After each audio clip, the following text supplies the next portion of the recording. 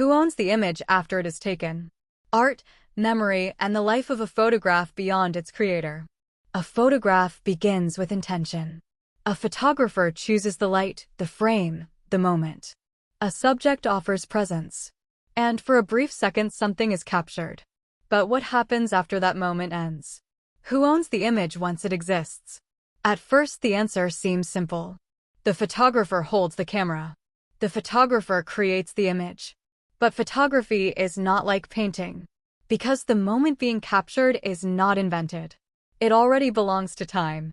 The camera does not create reality. It interrupts it. And then preserves it. This is where ownership becomes complicated. Because once an image is released into the world, it begins a second life. A life the photographer cannot fully control. A viewer may see emotion that was never intended. A subject may feel exposed in ways they did not expect. A culture may reinterpret meaning entirely differently from the original intention. The photograph no longer belongs to one mind. It belongs to interpretation. And interpretation is unpredictable. In the digital world, this becomes even more complex. An image can be shared, copied, transformed, and detached from its original context within seconds. What was once intimate becomes public. What was once artistic becomes viral. And what was once meaningful becomes fragmented. So ownership begins to dissolve. But does that mean no one owns it? Not exactly. Because ownership in photography is not only legal. It is emotional. The photographer owns the act of seeing. The subject owns the experience of being seen. And the viewer owns the meaning they create from it. 3 different forms of ownership. All existing at the same time. All incomplete on their own. This is why photography is not a fixed object.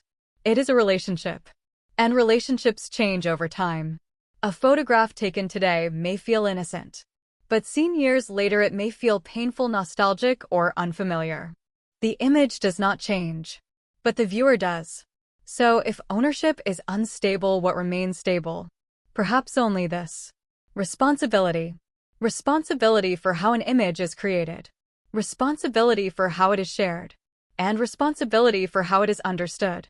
Because once a photograph exists, it cannot return to silence. It continues speaking, even when the creator is no longer present. This is why photography is powerful and dangerous. Not because of what it shows, but because of what it continues to mean. So maybe the real question is not, who owns the image?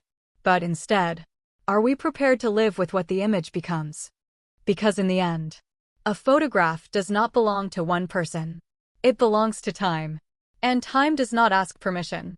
#photography, #artphilosophy, #visual art, #ethics, #FiniArtPhotography, #creativevision, #mindwire, #artthinking.